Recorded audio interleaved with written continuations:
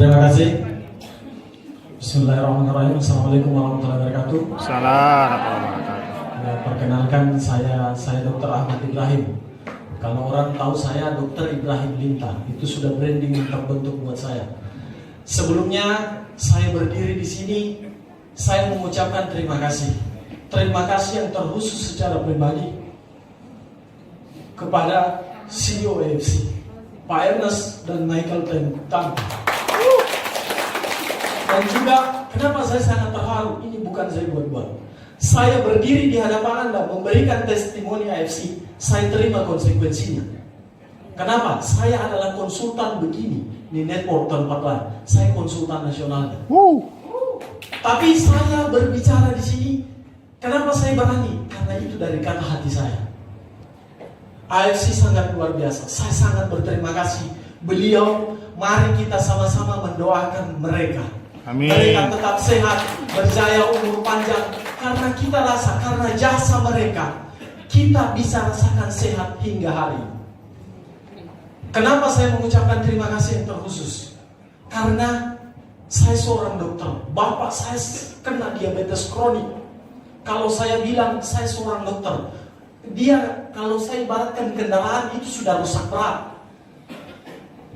Tapi alhamdulillah saya sudah membaca SOP ini sebenarnya sudah lama, Pak. Dari bulan Mei saya perhatikan orang memperkenalkan saya IFC, dia sharing, saya terima. Oh, ini stem cell aktivator, connect ke saya. Karena saya pembicara stem cell aktivator. Tapi saya mempelajari yang buat saya respect adalah apa? Paten. Jadi Bapak dan beruntung bahwa kita bukan jual kecap. Saya respect sama yang dikatakan Pak Niko. Lebih baik kita bicara apa adanya daripada kita berbicara omong kosong, bohongi orang. Itulah yang membuat MLM di Indonesia rusak. Karena itu kita hanya lihat orang 1.650 closing sekian. Akhirnya dia tidak sembuh, Anda dibilang bohong. Akhirnya apa? Pak CEO dan upline yang lain yang tidak terlibat dengan Anda kena dosanya. Ya kan? Seperti itu. Nah, saya berbicara singkat. Bapak saya berikan. Awalnya SOP saya ragu. Makanya saya lama diskusi di rumahnya Pak Mansur. Saya bilang, Pak, mudah-mudahan ini SOP bisa membantu Bapak saya. Bapak saya, glukosa puasanya itu 684. Glukosa puasa. HbA1c-nya sudah 16. Rusak berat itu. Dia punya pankreas. Saya bismillah, mudah-mudahan saya tanya, Pak, selesai lebaran saya belikan bapak saya cobakan 4 box 2 paket saya berikan ke bapak saya periksa lab. Saya bukan orang yang cerita omong kosong, oh kira-kira baik, oh saya lihat oh kencingnya mulai berkurang, kulitnya mulai membaik. Bukan itu data saya dokter, semua saintifik. Ambil datanya, periksa lab. Saya periksa, alhamdulillah ternyata glukosa puasanya dari 600 turun ke 300. Itu luar biasa bagi saya. Dengan kondisi yang sangat lemah seperti itu. Dan alhamdulillah saya rasakan seperti itu. Datang ke pasien saya. Saya sebenarnya bukan orang yang suka mau menjual. Perusahaan yang tempat saya menjadi konsultan, dia tahu tipe saya. Saya tidak bisa didikte. Saya bukan dokter hebat. Saya masih muda. Saya pengalaman saya masih nol. Mungkin saya dokter paling junior. Tapi saya punya prinsip dalam mengobati orang. Makanya klinik saya, Pak Mansur pernah datang lihat saya. Kalau datang masuk di klinik saya, dia lihat obat itu tidak ada di tempat box saya. Kenapa? Saya tidak bisa didikte oleh apotek. Saya tidak bisa didikte, Pak jual ini. Kalau Anda tembus, saya DP-kan mobil, saya suruh pulang. Pulang Pak, saya dokter, saya obati orang, bukan penjual obat. Kemudian yang kedua, maaf Pak, saya tambah. Pasien saya datang, ibu-ibu, abses payudara. Abses itu apa? Bisul, bernanah. Sudah dioperasi, ternyata diangkat absesnya, ternyata ada tumor di payudaranya sebesar 4 kali 5 cm. 2. Dan yang menyedihkan apa? Karena dia lagi susui anaknya di payudara yang ada tumor dan absesnya. Saya langsung tegur, ibu berhenti. Kanannya masih bisa, kanannya dok berhenti. Upayakan, distimulasi nanti akan bisa.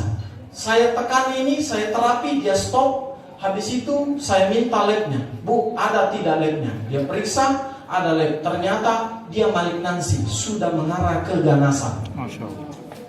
Sebesar 45 cm, saya pusing keliling. Saya mau suruh kemo, dia bilang dokter saya tidak mau. Saya bilang ibu ada ini. Saya bicara apa nanya, dok? Saya bilang bu pakai ini.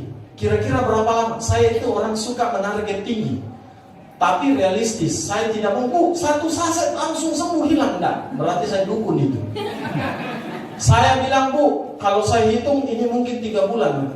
Pakai SOP. Pakai SOP ternyata apa?